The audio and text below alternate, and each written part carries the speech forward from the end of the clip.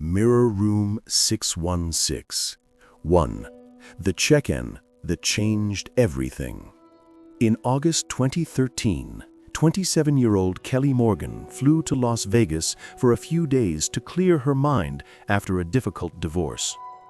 Every normal hotel was fully booked because of a festival, so she settled for an old, half-abandoned place on the edge of the city called the Silver Palm Inn, far from the bright lights of the Strip. The receptionist handed her the key and said quietly, "If anything bothers you, call us right away." His voice sounded exhausted, like he had repeated this warning too many times. Kelly got room 616, on the 6th floor near the end of a long, dim hallway where the lights flickered like a bad horror movie effect. When she opened the door, she saw a badly outdated room, yellowed wallpaper, a creaky bed, dust on the TV. But the strangest thing was the huge mirror mounted directly across from the bed, floor to ceiling. Spotless. Almost too spotless.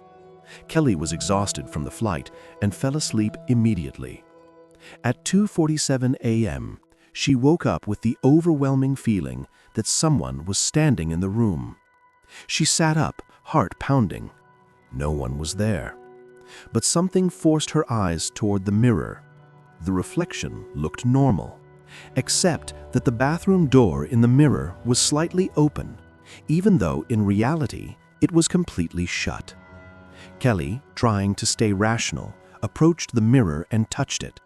It was ice cold, and there was something about the darkness behind the glass that felt deeper than a wall should allow. She told herself she was just tired, but as she lay back down, she heard it. Soft, quiet, 3 taps. Tap, tap, tap, like someone lightly knocking on the mirror from the inside. 2. The handprint in the mist. The next morning, Kelly tried to forget it. She went out, walked around Vegas, and returned late in the evening. But the moment she stepped into the room, she froze. The mirror looked foggy, not from the outside, from within. And right in the center of the glass was a single, child-sized handprint.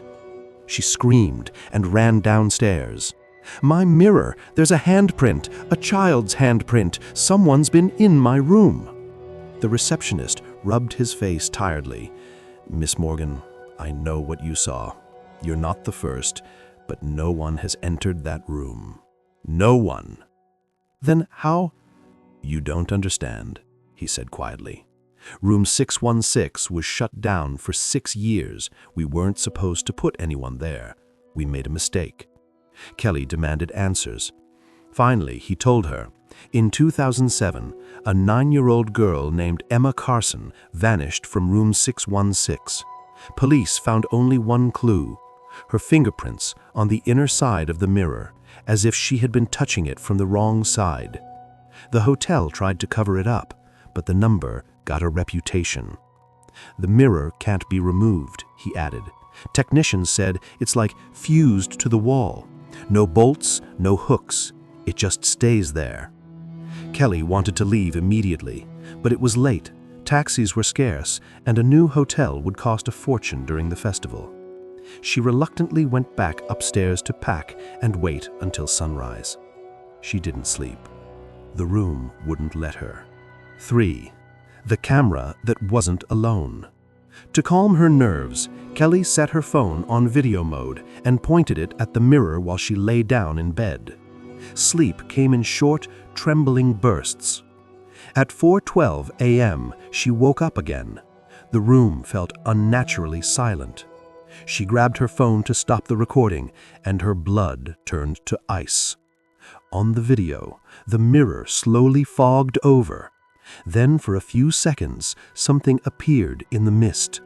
A blurred face, small, childlike. 2 dark circles where eyes should be, staring straight into the camera. And at the end of the recording, a whisper, so close it distorted the mic.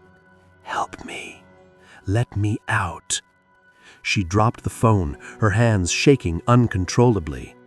By sunrise, she was gone, bags in hand, running down the hallway.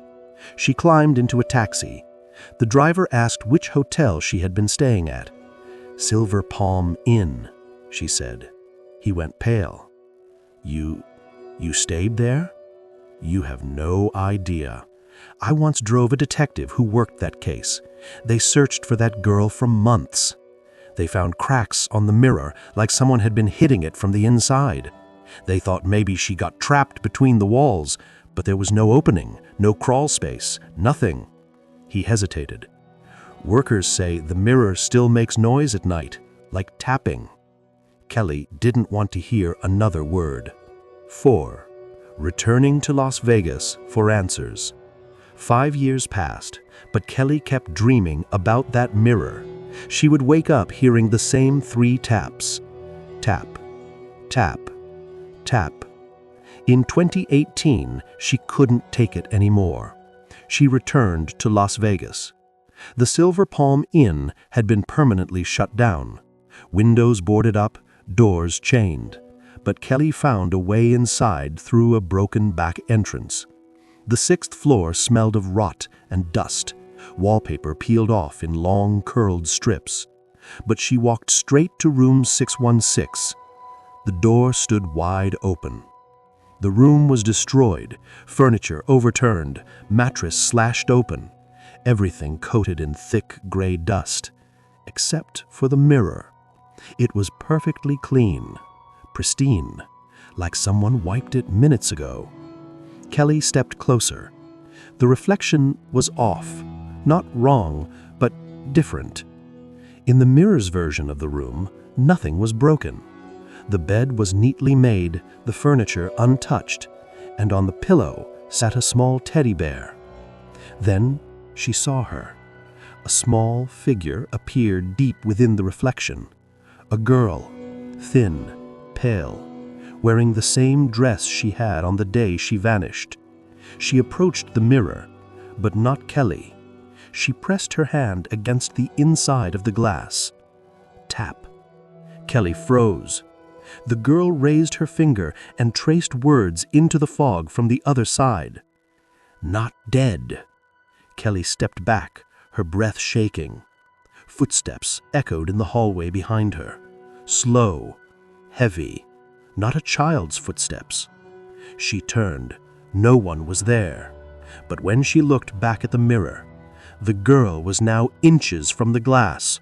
Her eyes black, hollow, her lips blue, her face twisted in a way that didn't belong to a child anymore.